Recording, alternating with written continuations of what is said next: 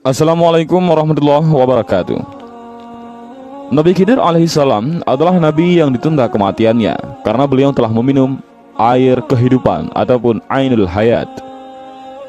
Ketika itu, Raja Iskandar Zulkarnain berniat mengadakan perjalanan untuk mengelilingi bumi, dan Allah Subhanahu wa taala mewakilkan salah satu malaikatnya yang bernama Rafail untuk menyertainya dalam perjalanan panjang itu. Karena ditemani oleh seorang malaikat, Raja Zulkarnain banyak mengajukan pertanyaan seputar dunia dan akhirat serta isinya. Salah satu pertanyaannya adalah tentang ibadah para malaikat di langit. Wahai malaikat Rafail, ceritakanlah kepadaku tentang ibadahnya para malaikat yang ada di langit, tanya Raja Zulkarnain. Para malaikat yang ada di langit, ibadahnya ada yang berdiri tidak mengangkat kepala selama-lamanya.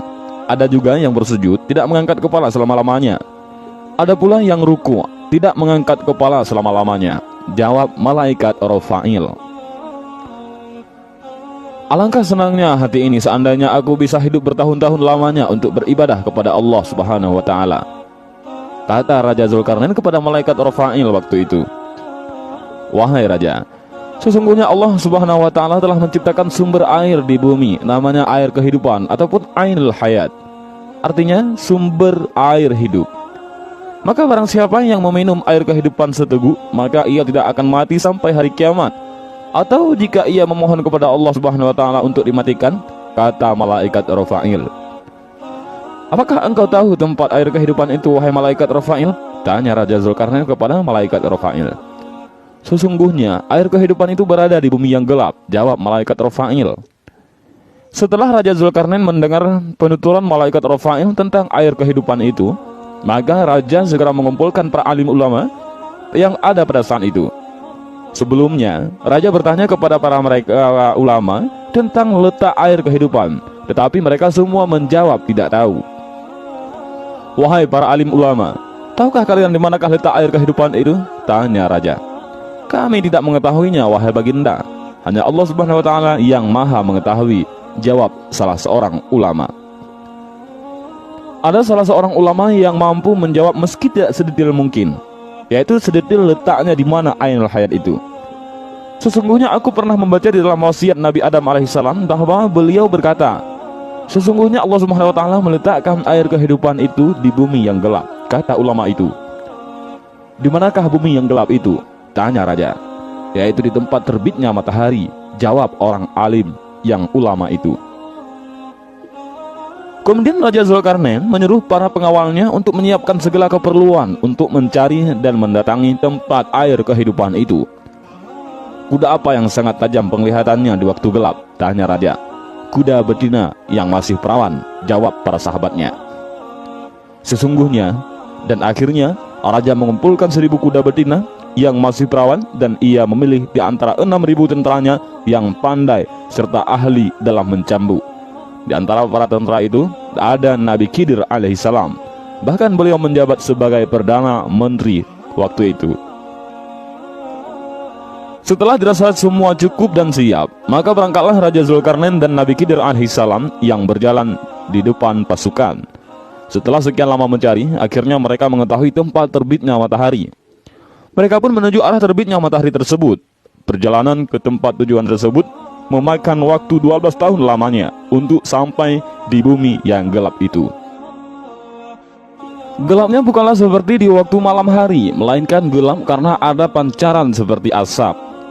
Raja Zulkarnain sudah tak sabar lagi hendak masuk ke tempat gelap itu. Namun salah seorang cendekiawan mencegahnya. Para tentara berkata kepada Raja, wahai baginda, sesungguhnya raja-raja yang terdahulu tidak ada yang masuk ke tempat ini, karena tempat yang gelap ini berbahaya. Wahai prajurit, kita harus memasukinya. Tidak boleh tidak, sanggah sang raja. Karena raja bersikeras hendak masuk, maka tak ada seorang pun yang berani melarangnya. Diamlah dan tunggulah kalian di sini selama 12 tahun. Jika aku bisa datang kepada kalian dalam masa itu, maka kedatanganku terhadap kalian termasuk baik. Dan jika aku tidak datang dalam 12 tahun, maka pulanglah kalian kembali ke negeri kalian, ujar sang raja. Setelah itu Raja mendekat dan bertanya kepada malaikat Rafail, apabila kita melewati tempat gelap ini, apakah kita dapat melihat kawan-kawan kita?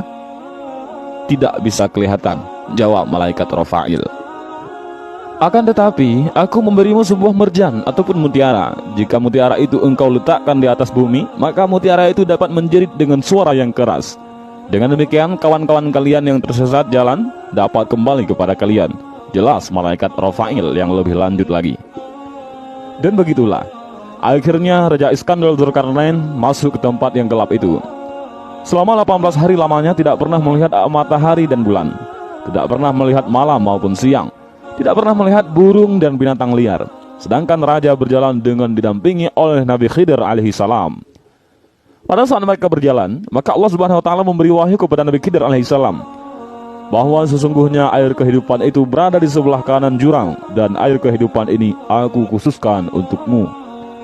Setelah Nabi Khidir alaihi salam menerima wahyu itu, beliau berkata kepada sahabat-sahabatnya, "Berhentilah kalian di tempat masing-masing, dan jangan kalian meninggalkan di tempat kalian sebelum aku datang kepada kalian."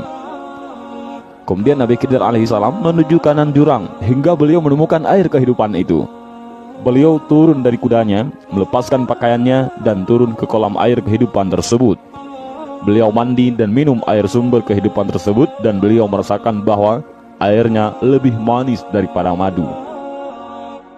Sesudah mandi dan meminum air tersebut, beliau keluar dari tempat itu kemudian menemui Raja Iskandar Dzulkarnain. Raja tidak mengetahui apa yang telah terjadi atas diri Nabi Khidir alaihissalam. Dan begitulah ceritanya. Kisah Nabi Khidir alaihissalam yang mencari air kehidupan ini diriwayatkan oleh As-Sa'labi dari Sayyidina Ali radhiyallahu an. Dan begitulah sedikit kisah tentang Nabi Khidir alaihissalam yang mendapat Ainul Hayat ataupun air kehidupan. Dan mungkin saja kisah ini ada beberapa versi yang berbeda, namun tujuannya sama, yaitu untuk menceritakan kenapa Nabi Khidir alaihissalam masih bisa hidup sampai sekarang. Namun jika kawan-kawan ada versi lainnya ataupun ada berbeda cerita, mohon untuk ditulis di kolom komentar, karena admin sangat berharap dari video ini kita bisa mengambil beberapa pelajaran. Dan mudah-mudahan video ini bermanfaat. Wallahu a'lam bishawab. Assalamualaikum warahmatullahi wabarakatuh.